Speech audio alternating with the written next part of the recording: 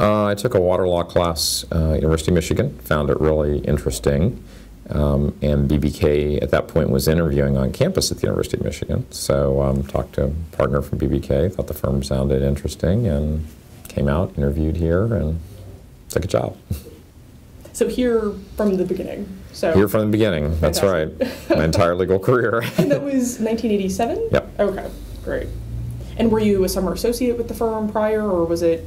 Actually, I was not. I worked in Washington, D.C. In my summer with the public interest group, but I came here as a first-year associate. Fantastic.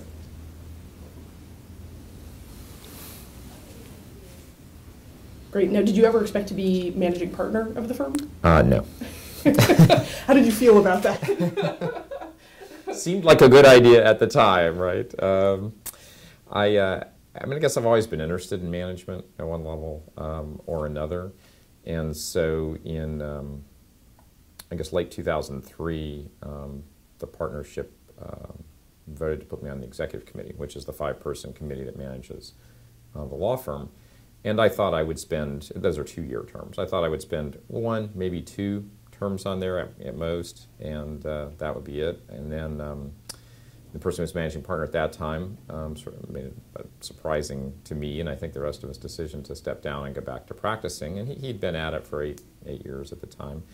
And so all of a sudden at that point you kind of look around and realize that you may be the last person standing when the music stops. So it wasn't something I really planned. You know, a couple of people wanted to do it, and we all interviewed with a small nominating committee. The partnership voted, and I was chosen. And in terms of the challenges of that, what kind of learning curve was there to becoming the managing partner? It's a pretty steep learning curve. I mean, even from being on the management committee. I mean, one of the things about lawyers is typically most of us don't have business training or management training.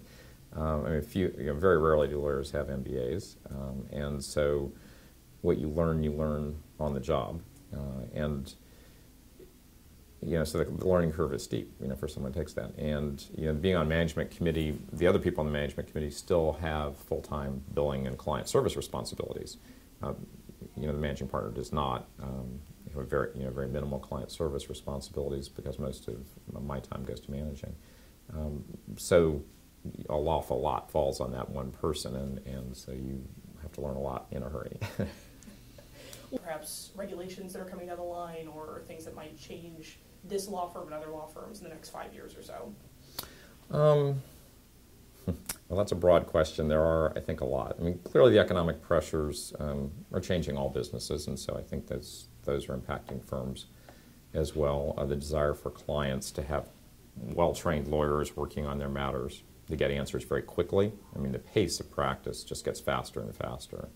I mean, people call and they want answers immediately, or they email, they want answers immediately.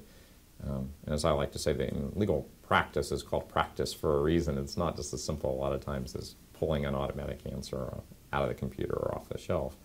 So I think there's that trend. I think the globalization of law firms means that there's a small group of firms that's really competing for top-tier business, and they keep raising their rates. That means that a lot more medium-sized businesses are looking for counsel who can provide their work at more efficient costs and lower rates. So that gives us more opportunities in that area, and a lot of firms more opportunities in that area. For our firm in particular, most of our practice, about 2/3 of it, is public agencies, obviously based here in California. And governmental agencies in California have a few challenges in front of them, so I think that's that's a significant thing for our firm. But I think down the road in the legal profession, you may see a push for national regulation. Right now, every state has a bar association, which, if you think about it, is terribly inefficient to be unable to work in any state but the state you work in. It also creates a real problem for law firms that want to work in China and want to work in India, where they want reciprocity with the U.S., and you can have reciprocity with 50 jurisdictions. So we might see a shift there. I'm sure there'll be a lot of resistance to that, but that change could occur. In the United Kingdom, they just passed something called the Legal Services Act. They passed it a few years ago, but it just went into effect, which allows outside investors in law firms, which ethically Difficult to see how that would work in the United States, but there is, of course, potentially a lot of money at stake, so that's something I think we could see down the road.